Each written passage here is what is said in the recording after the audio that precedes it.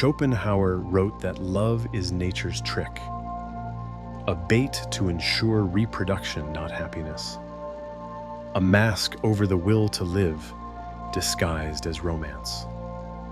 You think you're in love, but you're not. You're being used, not by her, but by your own biology. A woman you once longed for still lingers in your mind years later. You've revisited her memory again and again.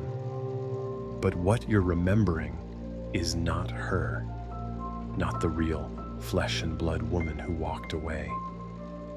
What lingers is a projection, a shadow cast by your psyche.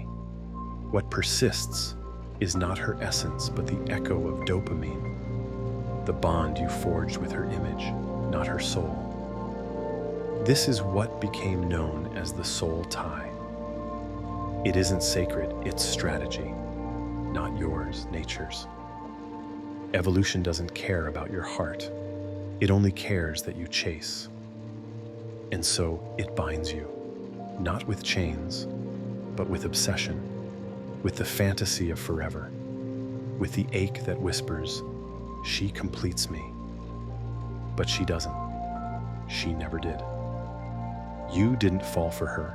You fell for your own projection, your anima, dressed in her face, her voice, and her scent.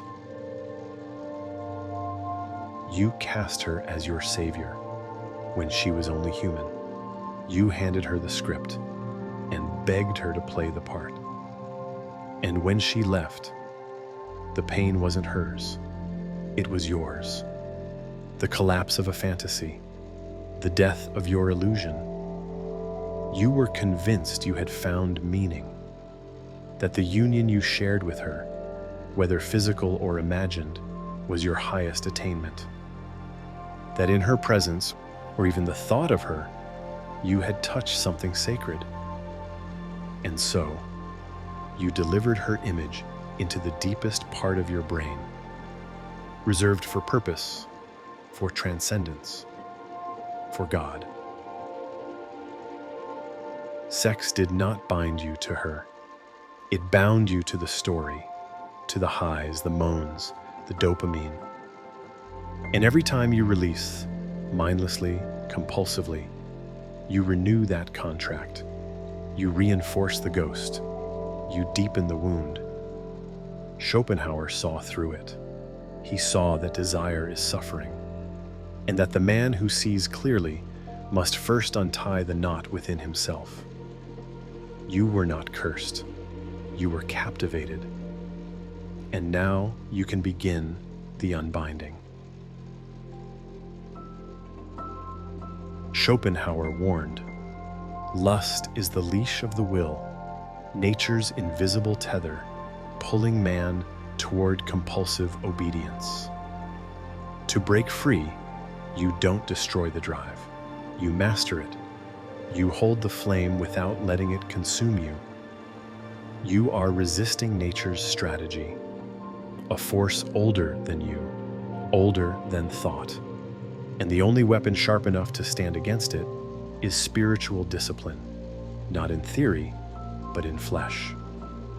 A faith that doesn't live in words, but in your nervous system, in your spine, in your breath held steady when temptation rises. Discipline that shows up as silence, as posture, as stillness, as your seed, retained. Faith is what anchors biology, what allows you to hold your weight against the pull of instinct. It is belief made bone. It is the sacred refusal to collapse. But where should that faith be placed?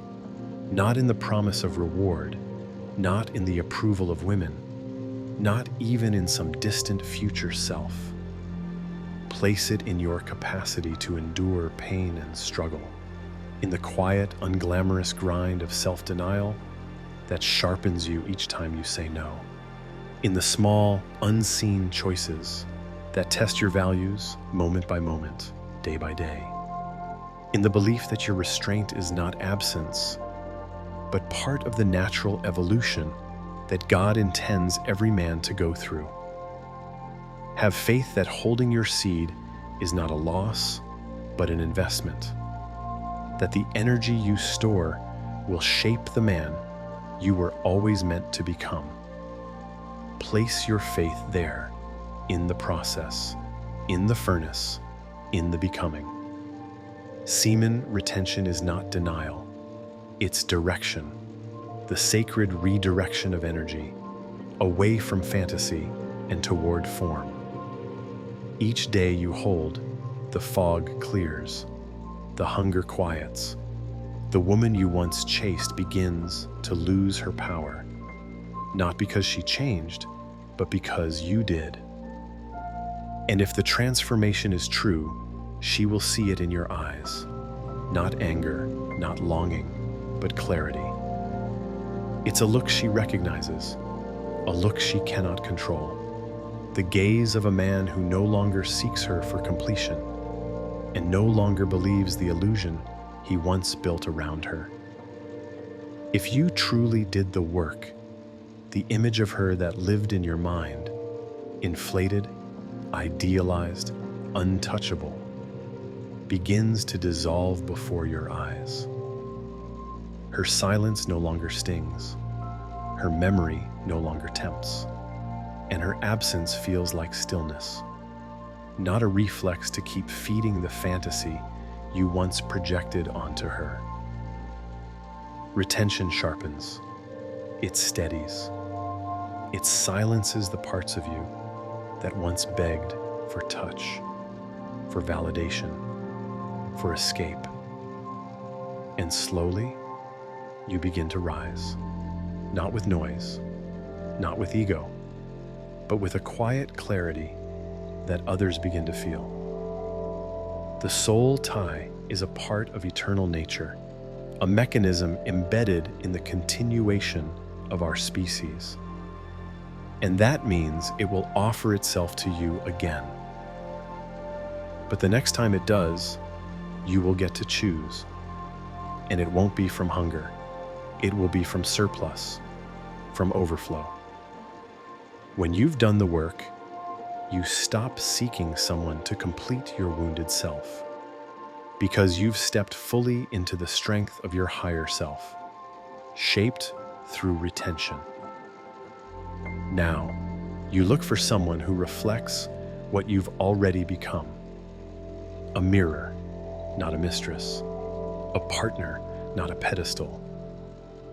Your seed is your essence. Stop signing it away like it's meaningless. Because the moment you start guarding it is the moment you become yourself again.